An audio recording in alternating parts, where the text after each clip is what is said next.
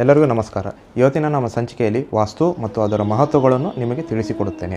ವಾಸ್ತು ಅಂದರೆ ನಮಗೆಲ್ಲರಿಗೂ ಗೊತ್ತಿರತಕ್ಕಂಥದ್ದು 8 ದಿಕ್ಕುಗಳು: north, south, east, west, north east, north west, south east, south west. ಇವು 8 ದಿಕ್ಕುಗಳು. ಆದರೆ ನಮ್ಮ ವಾಸ್ತುವಲ್ಲಿ 16 ದಿಕ್ಕುಗಳು ಬರುತ್ತವೆ. ಇನ್ನೂ 8 ದಿಕ್ಕುಗಳು ಯಾವುದು ಅಂತ ನಿಮಗೆ ಇಲ್ಲಿ ತೋರಿಸಿಕೊಡುತ್ತೇನೆ. ಇಲ್ಲಿ ನಾರ್ತ್ ಇದೆ, ಇಲ್ಲಿ ಈಸ್ಟ್ ಇದೆ. ಅದರ ಮಧ್ಯದಲ್ಲಿ ಬರ್ತಕ್ಕಂಥದ್ದು ನಾರ್ತ್ ಈಸ್ಟ್. ಅದರಲ್ಲಿ ಮತ್ತು 2 ದಿಕ್ಕುಗಳು ಬರುತ್ತೆ: north of north East of north East. So ಇದೇ ಥರ ಎಲ್ಲ ದಿಕ್ಕುಗಳಲ್ಲಿ ನಾವು ಭಾಗವನ್ನು ಮಾಡಿದಾಗ ಅದು 16 ದಿಕ್ಕುಗಳು ಬರುತ್ತವೆ. ಪ್ರತಿಯೊಂದು ದಿಕ್ಕಿನಲ್ಲಿ ಯಾವುದು ಒಳ್ಳೆಯದಿದೆ, ಯಾವುದು ಕೆಟ್ಟದ್ದಿದೆ ಅಂತ ನೋಡಿಬಿಟ್ಟು ಅಲ್ಲಿ ಅಡ್ರೆಸ್ ಮಾಡಿಬಿಟ್ಟು ಇರತಕ್ಕಂಥ ವಾಸ್ತು ದೋಷವನ್ನು ನಾನು ತೆಗಿಬೇಕು. ಇಲ್ಲಿ ನಿಮಗೆ ಒಂದು ಎಕ್ಸಾಂಪಲ್ ಕೊಡುತ್ತೇನೆ. ಇಲ್ಲಿ ಈಸ್ಟ್ ಆಫ್ ನಾರ್ತ್ ಈಸ್ಟಲ್ಲಿ ವರಿ ಅಂತ ಎಕ್ಸಾಂಪಲ್ ಇದೆ. ಸೌತ್ ಆಫ್ ಸೌತ್ ವೆಸ್ಟಲ್ಲಿ ಎಕ್ಸ್ಪೆಂಡಿಚರ್ ಅಂತ ಇದೆ. ವೆಸ್ಟ್ ಆಫ್ ನಾರ್ತ್ ವೆಸ್ಟಲ್ಲಿ ಡಿಪ್ರೆಷನ್ ಅಂತಿದೆ.